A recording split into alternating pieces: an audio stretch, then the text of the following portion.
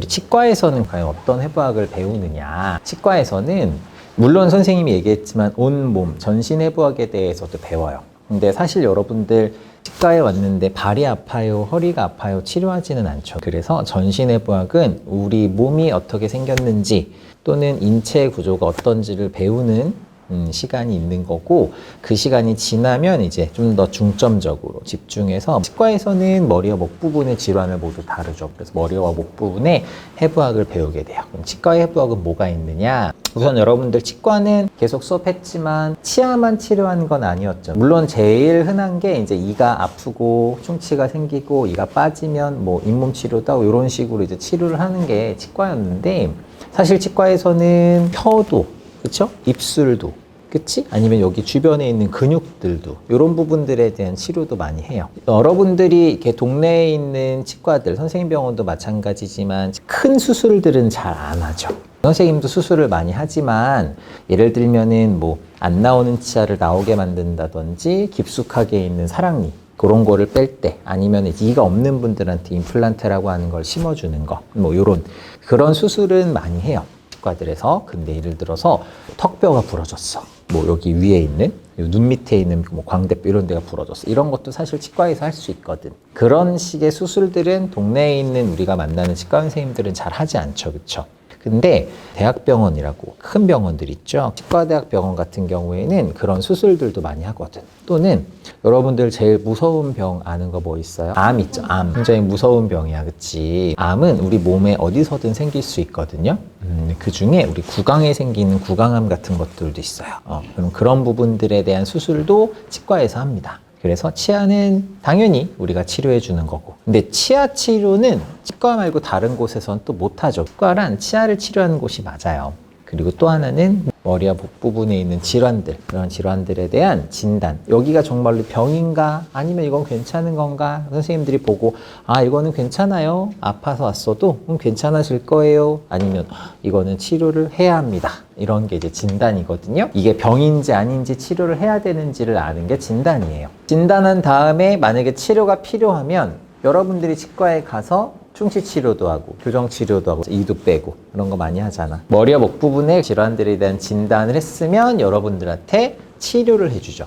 근데 여기 선생님 1차 치료라고 적어놨잖아요. 그게 아까 얘기한 대로 여러분들이 그냥 선생님 병원 포함해서 어디가 아파요 라고 찾아가는 병원들에서 하는 치료들은 보통 우리가 1차 치료라고 불러요. 그냥 만나서 하는 치료야. 근데 가끔은 이거는 우리가 동네에서 만나는 치과 선생님들, 동네에서 방문하는 치과에서는 고치기가 좀 어려워요, 조금 더 큰 병원으로 가야 돼요 하는 경우들이 있어요. 그런 경우는 2차, 3차 이렇게 얘기를 할 수 있거든요. 그래서 1차 치료라고만 적어놨어요. 그래서 치과에서는 말한 대로 치아 그리고 머리와 목 부분에 대한 것들을 다루지만 전신 해부학에 대한 기본적인 이해 또한 필요하기 때문에 치과에서도 해부학을 배우게 되는 거예요. 두개골이 무슨 뜻일까? 두개골 한번 맞춰봐봐. 두개골 무슨 말일까요? 두개골은 정말로 머리를 덮고 있는 뼈를 말해요. 근데 여러분들 이렇게 하나의 뼈인 것 같아요, 여러 개의 뼈인 것 같아요? 몇 개일까?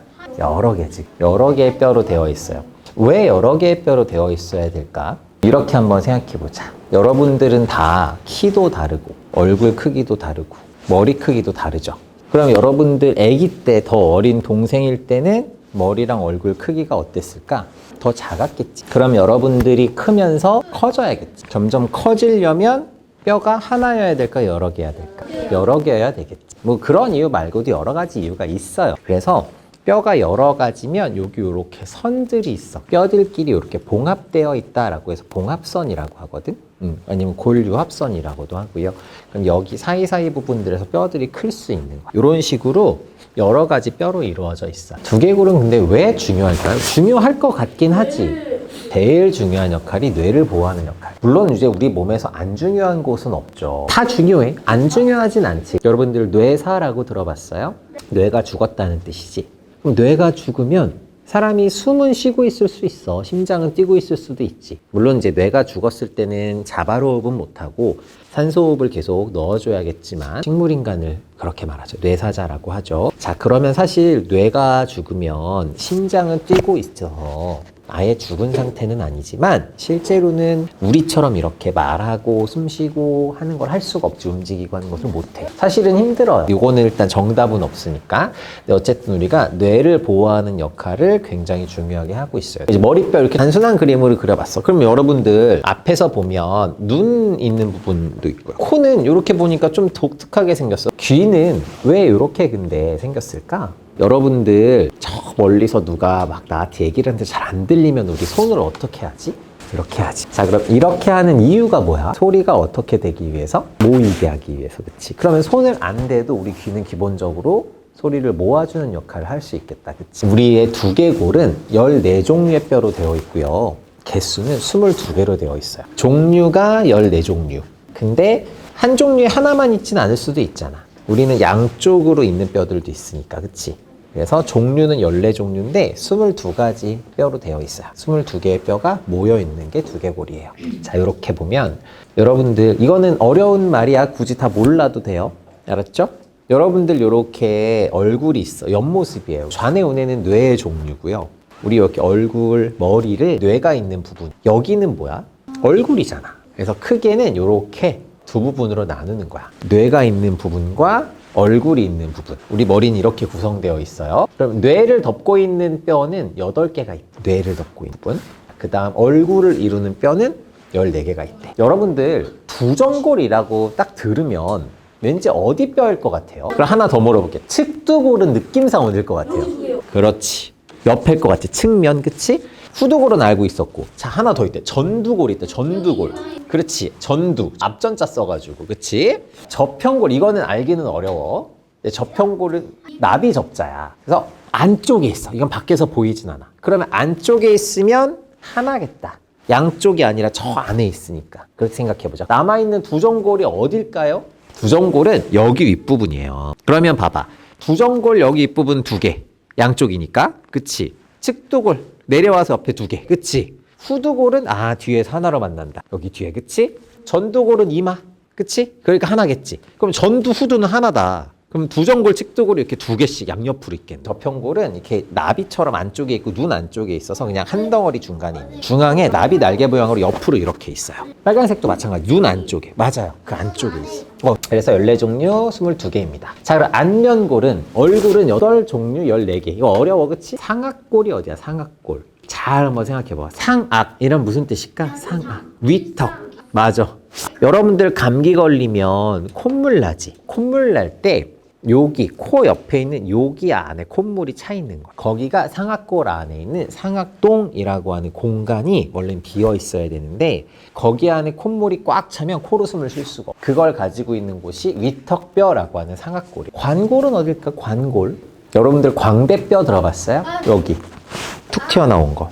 이게 관골이에요. 그럼 몇 개야? 2개겠다, 그치? 누골은 이건 어려운 말인데 눈물 나는 뼈라는 뜻이거든요. 눈물이 뚫고 나오는. 그럼 몇 개? 2개. 그렇지. 비골. 비골 뭘까? 여러분 이비인후. 이비인후가 뭘까? 이는 귀 입자. 비는 코 빗자. 인후는 목이야. 그럼 인후통 들어봤어? 근데 코는 하나인 것 같지만 양쪽으로 하나씩 있어, 뼈가. 비골은 2개. 2개겠다, 그치? 구개골 뭐야? 구개골. 어렵다. 구개골. 구개라고 해서 9개가 아니야. 입구. 맞아요. 그럼 개 뭐였어? 입에 덮어주는 뼈 뭐 있지? 구개골은 자, 여기 안에 있는 입천장을 말해요. 그럼 입천장이 하나인 것 같지만 2개야. 우리 각자 쓰고 있는 교정장치들 중에 붙어있는 거 뺐다 끼는 거 다 늘리는 거야. 가운데가 벌어질 수 있으니 우리 하고 있는 장치들 중에. 자, 그래서 구개골은 몇 개? 2개. 합의갑계 뭘까? 이거 어려운 말이다. 인중 쪽이 맞아, 정확해. 코가 원래 상비, 중비, 하비로 나뉘어요.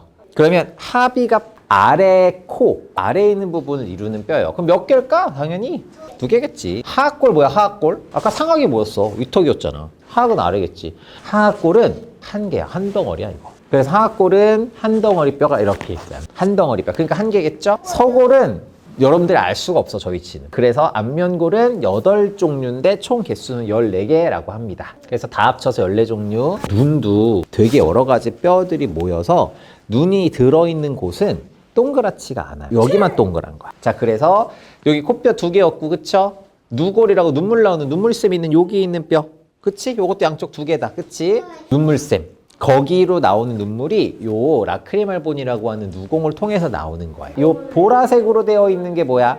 아래턱 뼈, 그치? 자, 노란색은 뭐죠? 위턱 뼈. 자, 두 개네, 그치? 보면은 여러분들이 알기 어려운 뼈였고, 자이고바가 뭐였나? 관골. 여러분들 광대뼈, 그쵸? 근데 선생님이 학교 다닐 때 배울 때는 머리뼈가 14종류 22개가 아니라 15종류 23개라고 배웠어. 뭔가 달라졌다. 그러면은 뭐야? 14종 22개와 15종 23개는 한 종류 한 개 뼈가 추가돼 있었네. 선생님 때는. 그게 여기 보면 뭘 것 같아? 딱 보면 빨간색. 이거 뭘까? 여러분들 목젖이라고 하는 거 있죠? 여기 볼록한 거. 여러분들은 이제 어려서 잘 안 보이는데 나중에는 여자친구들은 이게 잘 안 보여. 원래 여자는 그래. 근데 남자친구들은 나중에 이제 좀 더 크면 이게 볼록하게 나올 거야. 나중에 훨씬 크면 훨씬 많이 나와요. 물론 사람마다 크게 나오는 사람도 있고 아닌 사람도 있기는 한데요. 근데 요거를 하이오이드 본, 설골이라고 해요. 설은 무슨 설자일까? 혀설자예요. 혀설자. 혀를 이루는 근육들이 여기 설골이라고 하는 뼈에 연결이 돼 있어. 그래서 혀는 입 바닥, 입의 바닥이랑 동일하게 연결되어 있는 여러 가지 것들의 근육들로 이루어져 있는 조 하나예요. 그래서 우리 2번의 수업에 걸쳐서 이제 해부학이라는 걸 배웠지. 결론은 해부학에 대해서 이해를 하고, 아, 내 머리와 얼굴이 어느 뼈들로 여러 가지 뼈로 이루어졌구나라고 알았지. 알았지만 결론은 항상 뭐예요? 양치를 잘하고, 그렇지?